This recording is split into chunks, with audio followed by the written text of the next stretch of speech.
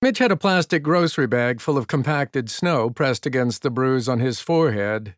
It stung a bit, but it wasn't the worst he'd experienced. Larry had been the one to start the fight, and all Mitch had done was swing back and show him he wasn't going to take shit from anyone. He'd ended the fight. That was it. Searching Chelsea's body hadn't yielded anything useful, at least as far as Fred and the others knew, and neither had the inside of the truck. It had been a complete waste of time, and when Larry had looked back to ask for help and seen Mitch inside the truck, he'd thought the worst.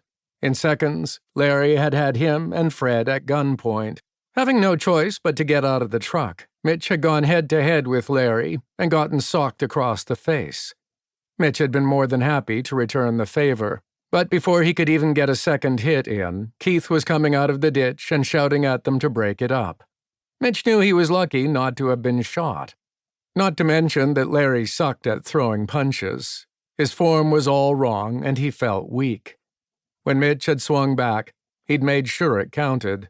A single hook across Larry's face was all it had taken to drop the man. "At least you're back out and on scavenging duty again," Fred said confidently from the couch, while Mitch searched the kitchen cabinets. "Means we can get even more stuff. Then again, you got a bunch of trash duty and all the other crappy jobs they have around here." "Something like that," Mitch replied, trying not to think about the porta-potties he'd soon need to empty. Hopefully, he wouldn't be here long enough to fulfill that duty.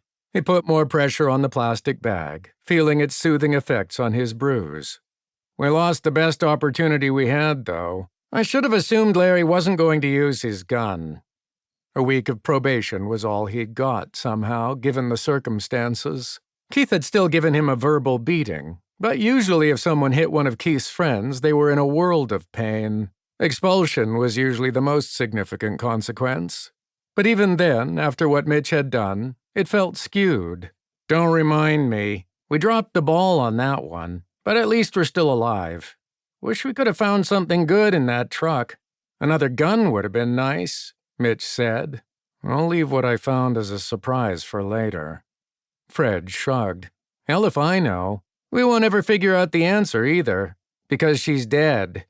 Mitch scoffed and nearly rolled his eyes back into his head. "Are you still on that?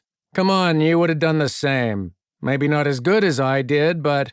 "I'm just pulling your leg, Mitch. Hindsight is 20/20, and if I had seen some dudes camping out in the ditch, I wouldn't have hesitated. We were idiots for walking straight into that mess," he said, shaking his head. "Keith's the idiot, not us," Mitch quickly remarked. The plastic bag crinkled in his hand as he readjusted it and put more pressure on the bruise. "He's the sucker who's done stuff like that more than once, and they haven't always worked out well in the past. Like, come on, a helpless woman? That's the oldest trick in the book." "She did have a massive cut down her forearm. That was real," Fred muttered. "Self-inflicted, probably. We shouldn't be trusting anyone we come across on the road like that. 9 times out of 10, I bet they're like the situation we just ran into," Mitch said.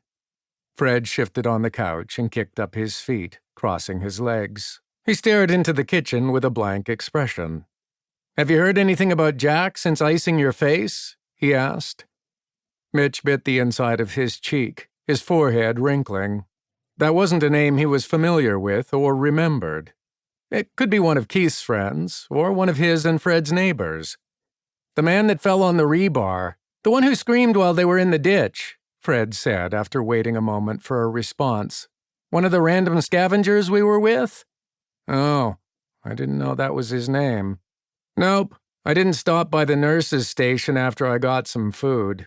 I don't really care, and I didn't feel like it. Why? What's up with him?" The horrible screams from down in the ditch had remained in Mitch's head for longer than he had wanted. The man, Jack apparently, had slipped and fallen on some exposed rebar that was sticking out from a pile of broken concrete. The rebar had penetrated through his side near his stomach. That's what Keith had told them on the way back to the campground, at least.